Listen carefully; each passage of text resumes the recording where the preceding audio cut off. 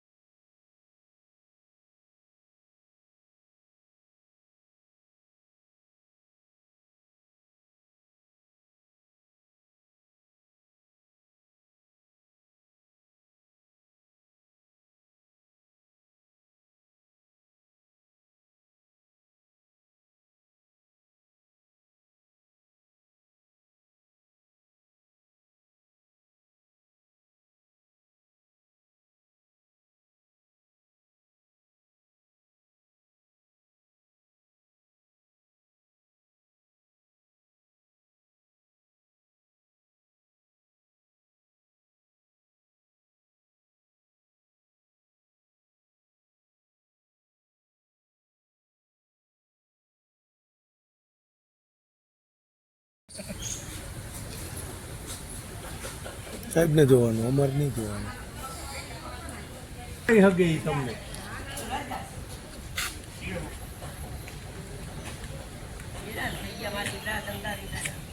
અમારો તો હાથનું નથી. કાંઈ નથી અટાણે હું માંગીને ખાવ છું. જો 2 મહિના થયા મારા દીકરા, હું માંગીને પોતે ખાવ છું. હું કરું તો મારા દીકરા તકલીફ આટલું માર બેટા પાડી લે મારો ફોટો બેટા હરખાઈ દઉં તારે. ને કમિશનરને કહે દે આ ડોહીમાં માંગીને ખાઈ છે કહીએ થોડીક દયા કરો. આ ધંધો બંધ થઈ ગયો 2 મહિના થયા મારા દીકરા. એમાં ભર્યું હોય બેટા ગરીબ માણસ, તમે જ કયો હાલો મારા દીકરા.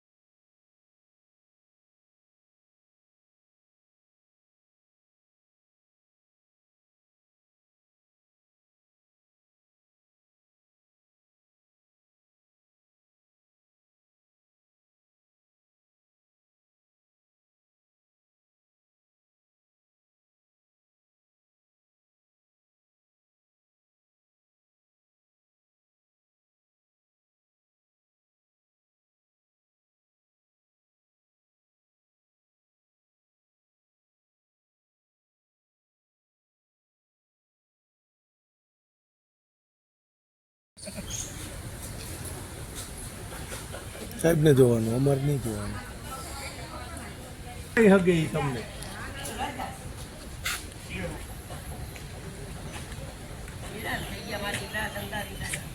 અમારો તો હાથનું નથી. કાંઈ નથી અટાણે હું માંગીને ખાવ છું. જો 2 મહિના થયા મારા દીકરા, હું માંગીને પોતે ખાવ છું. હું કરું તો મારા દીકરા તકલીફ આટલું માર બેટા પાડી લે મારો ફોટો બેટા હરખાઈ દઉં તારે. ને કમિશનરને કહે દે આ ડોહીમાં માંગીને ખાઈ છે કહીએ થોડીક દયા કરો. આ ધંધો બંધ થઈ ગયો 2 મહિના થયા મારા દીકરા. એમાં ભર્યું હોય બેટા ગરીબ માણસ, તમે જ કયો હાલો મારા દીકરા.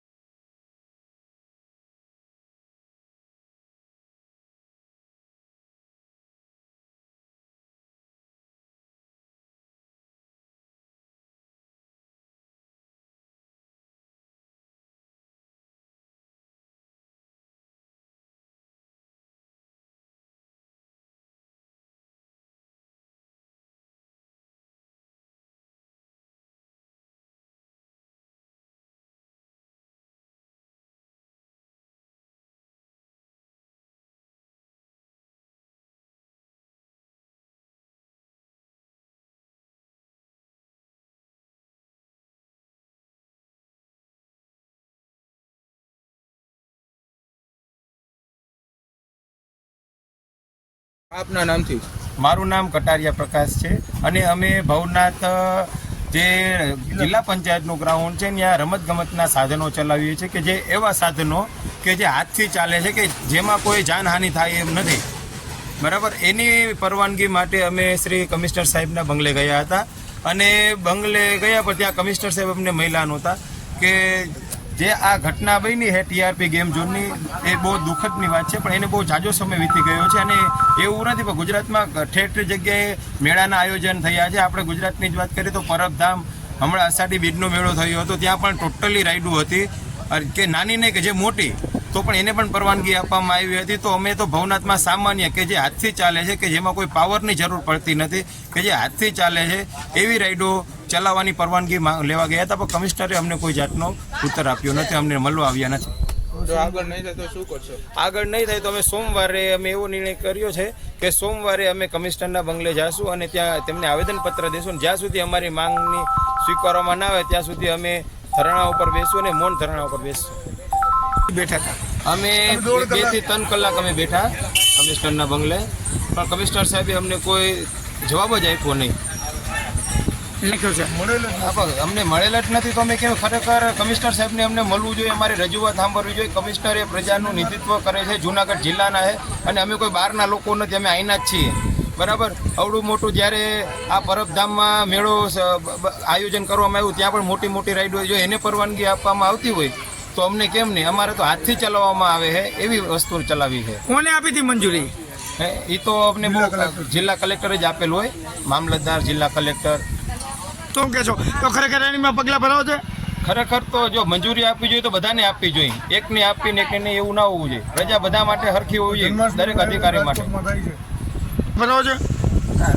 ખરેખર તો બધા છે ને પોતાના પેટ માટે જ કામ કરે છે અને રાઈડોમાં ખરેખર ચેક કરીને જ બધા, કોઈ પણ રાઈડનો માલિક છે એની ઘટના બને એવું કોઈ ઈચ્છતા જ નથી. બધા પોતપોતાની રીતના સારી જે મહેનત કરે છે અને છતાં પણ જો આવું થાય તો એમાં જવાબદારી અમારી જ રહી છે બધાની.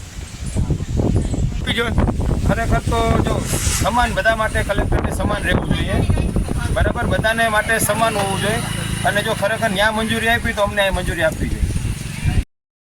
મારું નામ બીબલબેન છે અને સાહેબ 2 મહિનાથી અમારો ગ્રાઉન્ડ બંધ છે ભવનાથમાં અને પરબધામ મેળો ચાલુ છે, ત્યાં મોટી મોટી રાસ ચાલુ છે ને હું સાહેબ માંગીને ખાવ છું. અત્યારે હું હા મોતા જેવી થઈ ગઈ છું, તો અમારો આ ગ્રાઉન્ડ ચાલુ થઈ જાય તો તમારું આભાર ને હાથ જોડું છું તમારા પાસે. આજે તમે ક્યાં ગયા હતા? માજીને તો એ મજા નથી. હમણાં ગયા હતા કમિશનર સાહેબના બંગલે ને ત્યાં સાહેબને અમને જવાબ કાંઈ દીધું નથી. અમે 2 કલાક બેઠા, મારા દીકરા કાંઈ જવાબ અમને નથી દીધું.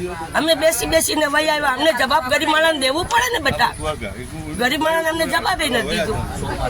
સોમવારે અમે ત્યાં જાઉં ઓફિસે સાહેબની, ત્યાં અમને જવાબ નહીં દેતા. અમે ત્યાં બેસશું, ધામો નાખશું, અમે હડતાલે બેસી જાવશું.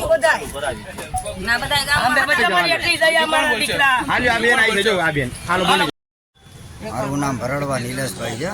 ભવનાથમાં અમે 15 વર્ષથી આ રાઈડરનો ધંધો કરીએ છીએ. હવે રાજકોટમાં દુર્ઘટના બની હતી, આજ 2 મહિના થયા અમારો ધંધો બંધ છે. સરકારશ્રીને નમ્ર વિનંતી છે કે અમારી નાની નાની રાઈડો ચાલુ કરાવી દે, જે કે હાથથી ના લે છે. અમારે ઇલેક્ટ્રિક વસ્તુની કોઈ જરૂર નથી પડતી, અમે હાથથી ચલાવીએ છીએ, તે હાથથી ચાલુ કરાવી દે એટલી અમારી નમ્ર વિનંતી છે સરકારશ્રીને. અમે કમિશનર સાહેબના બંગલે ગયા હતા, કમિશનર સાહેબે અમારી કોઈ વાત સાંભળી નથી. અમારી વાત સાંભળે એવી અમારી નમ્ર વિનંતી છે. કમિશનર સાહેબના બંગલે જઈને અમે 2 થી 3 કલાક બેઠા હતા, અમારી કોઈ રજૂઆત સાંભળી નથી. તો અમે નગરપાલિકાએ જઈને બધા આંદોલન કરશું, મૌન ધારણા કરીને બેસવાના છીએ. પગલાં રહેશે? નગરપાલિકા ઓફિસે જઈને અમે બધા મૌન ધારણ કરીને બેસવાના છીએ.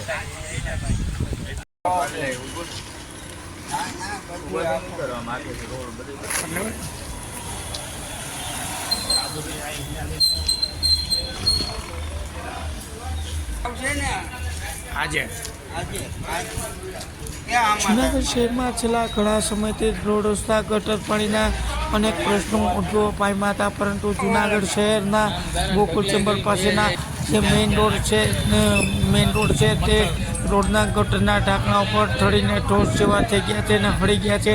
ત્યાંથી ચાલતા વાહન લોકોને ગોકુલ ચેમ્બરે કેમ જવું તે પણ એક પ્રશ્ન ઉદ્ભવ પામ્યો હતો. અને ગોકુળ ચંપત જવાના રસ્તા ઉપર આ ગટરના ઢાંકણો બેસી ગયા છે. ગમે ત્યારે અકસ્માત સર્જાય તેવી શક્યતા છે. ત્યારે ગોકુળ ચંપત તરફના આ ઢાંકણાઓ છે તે તાત્કાલિક બદલાવવામાં આવે તેવી માંગ પણ કરવામાં આવી હતી.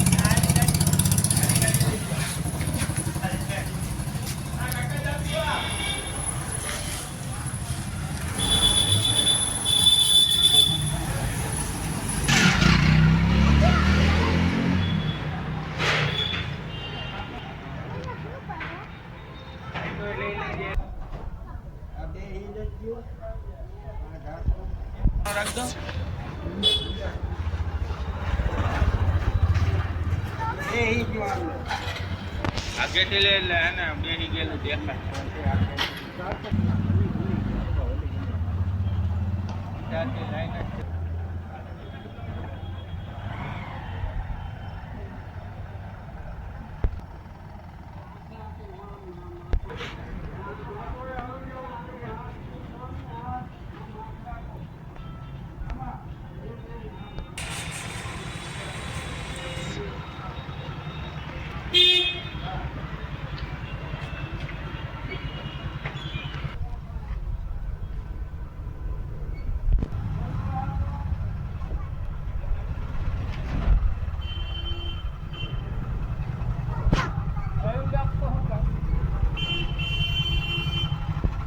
રિક્ષાવાળાનો ફોટો પાડી લે, રિક્ષાના નંબર લઈ લે.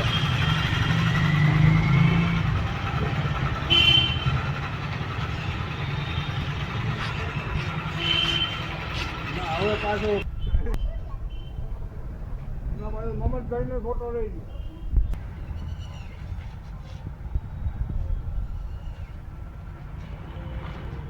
આ ગારો ઉપાડવાનો થાય.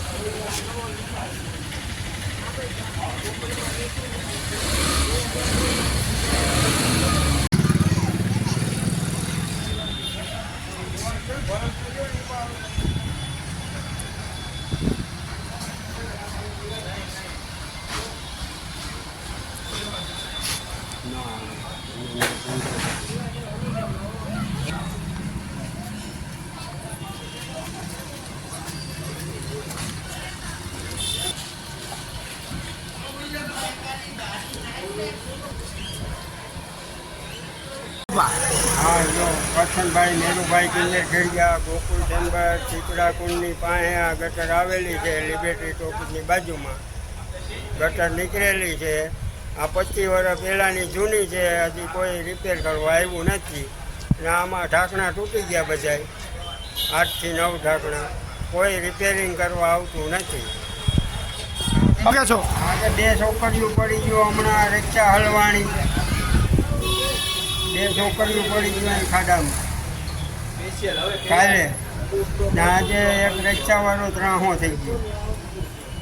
શું માંગણી છે બાપા? માગણી આ રિપેરિંગ વહેલામાં વહેલું કરાવે એવી અમારી વિનંતી છે. કોનો વોર્ડ છે આ? વોર્ડ નંબર છે આપણે ગિરીશભાઈ કોટેજા. વાત કરી હતી અગાઉ ને રજૂઆત કરેલી? આ હમણાં એને અરજી કરી હતી ભાઈ વોર્ડ. તો શું કે છે કોઈ આવી રીતે થઈ જાય બાપા? ચૂંટણી આવે તો અમારું વહેલે હેર કરી નાખે આ કામ એટલું. એટલે અમારે કાંઈ કોઈ પડે આખડે તો કાંઈ નુકસાની ન થાય. બરોબર.